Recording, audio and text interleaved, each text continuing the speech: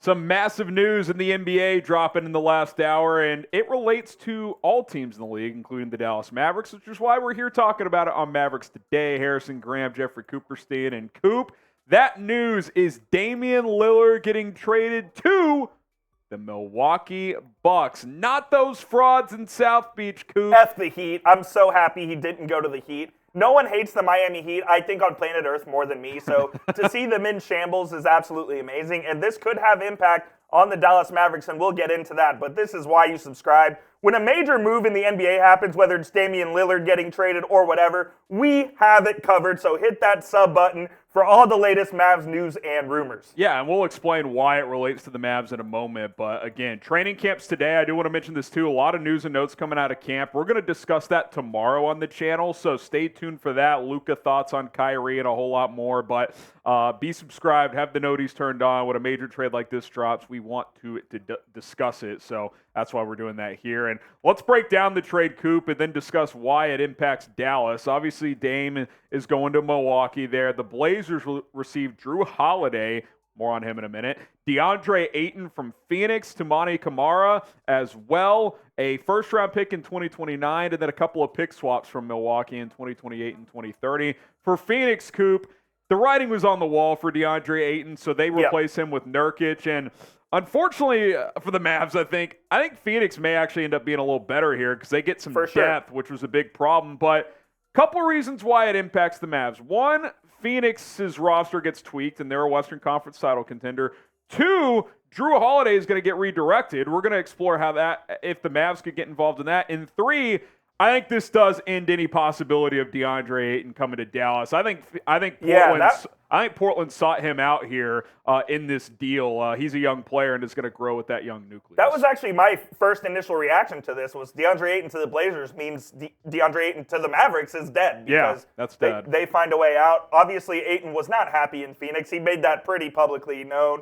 And Phoenix and Portland, have been talking for a while about a possible swap between Jusuf Nurkic and DeAndre Ayton. So he ends up in Portland, ending any chance of DeAndre Ayton to the Mavs. We'll obviously explore this more tomorrow, but it sounds like the Mavs are very high on Derek Lively, so I don't think missing out on Ayton is the end of the world by any means for the Mavs. Yeah, I mean, I think we always knew, Coop, a third team would be involved in any Damian Lillard trade, and Phoenix ends up being that team. We just didn't think that Milwaukee would necessarily be the team that Dame would go to. It kind of felt like it could be Miami, but at the last week or so, I would say that momentum seemed to shift. So he is now with the Bucks. Now, what is your one-word reaction to this trade? We'll get to the Jrue Holiday side of it in just a second. Spicy?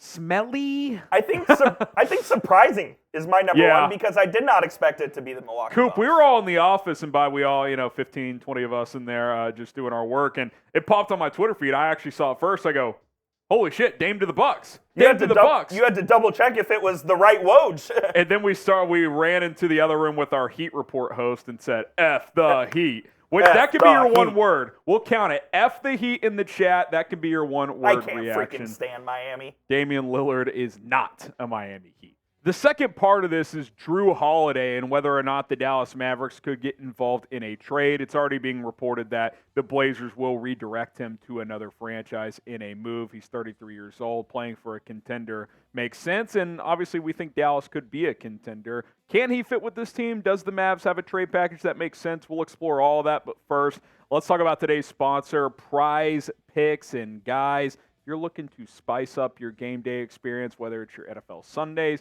once the NBA season gets here, or Major League Baseball as well throughout the rest of the season, get started with Prize Picks right now. Prize Picks is a skill-based, real money daily fantasy sports game. If you're looking for a more fun way to spend your game days, look no further than Prize Picks. So how does it work, you ask? Well, here's how. You pick 2 to 6 players, and if they will go for more or less than their Prize Picks projection, you can win up to 25 times your money on any entry. So again, 2 to 6 players. I got a little pick 2 here as the season is not underway for the NBA, but they've got season-long projections. I'm going more on Luka Doncic's points. I think he averages more than 32 this year. And I'm going to go less on Kyrie. I think it'll be more of an efficient approach. 20 to win 60 there. Obviously, you could increase the number there if you had a third, fourth player, etc. What I also like about Prize Picks is A, how easy it is to make your entries. It takes less than 60 seconds to make your picks. And B, they're going to match your deposit up to $100. All you got to do is go to prizepicks.com/CLNS. That is code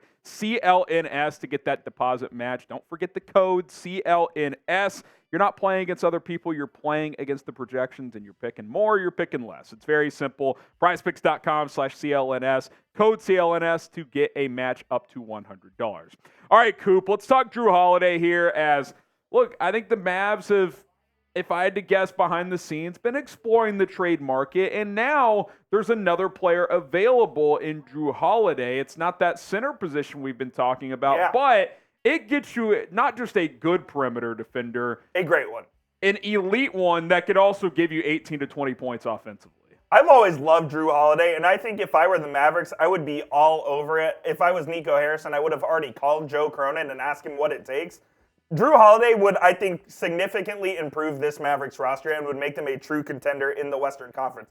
That's how strongly I feel about Jrue Holiday. And I get he's 34. I believe he has 1 year left plus a player option on his contract. That's correct. Player option for $39.4 million next year. This year it's around $36 million, so you've got to get salaries to add up in a trade. Okay, and maybe he opts into that because he's on the wrong side of 30 as well. So you could have him for potentially 2 years under control. Look, I love the player. He's also a very efficient offensive player as well. He would slide in right at the 3 next to Luka and Kyrie, and I think he could do some serious damage. Yeah, I think like if you were to bring him in, as you look at his career numbers, and again, what I think is so impressive, Coop, is he's an absolute dog defensively that can guard 1 through 3s, and he still is efficient as hell offensively. He shoots around 50% from the field and high 30s from 3 as well. So I'm a very big fan of his game, but I think if you were to bring him in here, Coop, just exploring what positionally he would be, I think he would start at the 3, and then he could play 1 or 2 as well, depending on, you know, if he's running with the second unit at all. His versatility offensively is tremendous, as he's equally as good on ball and off ball. I love the fit of Jrue Holiday, man. This is the trade idea that I came up with initially. I think you're trading both of your young assets in Josh Green and Jaden Hardy, in addition to Tim Hardaway as the salary matcher, and then 2 first-round picks. Yeah. I think this is where it starts. I'm not sure this deal even gets done. You still would probably, I think you're still a little bit short there financially because maybe you throw Rashawn Holmes in there as a salary matcher. Holmes matches. Holmes probably gets it done because Hardaway and Holmes, that gets you in the 30-ish million range. Josh Green, Jaden Hardy probably gets you into that 33, 34. So you're within the 10% there. So, and that's what it takes. And look, I know that sounds like a lot. Both first-round picks sounds like a lot, but just think about this, guys. Luka Doncic is your Batman. Kyrie's your Robin. Jrue Holiday, who's already proven to be a number 3 on a title-winning team, is your defensive assassin and also your third scorer at 18 to 20 points per game. And then you're just littered with role players. Grant Williams, whoever's playing at center at that point. It would suck to lose both Green and Hardy, but I'd pull the trigger on this. It's the price of doing business, yeah. And you still have Maxi Kleber in that situation. And I don't think it's a terrible offer by any means. I mean, Damian Lillard only got 1 first-round pick. Yeah, you may not even have to give up 2. Now, here could be the debate within the Mavericks organization.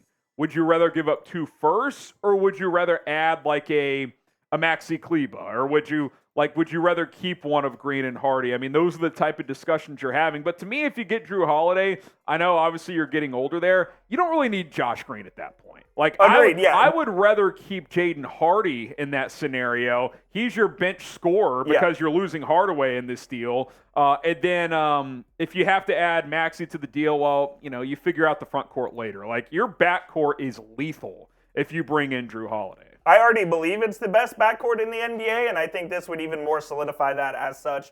We know that Jrue is elite on the defensive end. He's also very good in the locker room as well. He provides size and shooting. I mean, he provides everything that the Dallas Mavericks need at the wing. And yes, he is 6'5", 6'6", so a little bit small, but that's not to say he can't defend those guys at the 3. So I absolutely love Jrue Holiday, and I would love him in Dallas as a Maverick. Well, in real talk, I think if you start him in that 3-guard lineup, which you absolutely would, you just figure out where to hide Luka, really. I mean, Luka guards the worst wing. Luka can guard the 3 or the 4. That's weaker. Kyrie, that matchup's going to be tough, but Jrue, go guard the best guard or wing on the other team. That's how it would go. No question about it. And I'm spamming my yes because I want Jrue Holiday in Dallas. Do you, though? Type Y for yes, type N for no down in the comments. If you're not typing yes, I kind of question your basketball knowledge. Yeah, I mean, look, this guy's a winning piece. He can shoot it. He can defend. He can handle the rock. He can play off ball. He can guard 1 through 3s. I mean, he can do it all, man. He's terrific, and he's got that winning DNA. I mean, he was critical in the Bucks championship.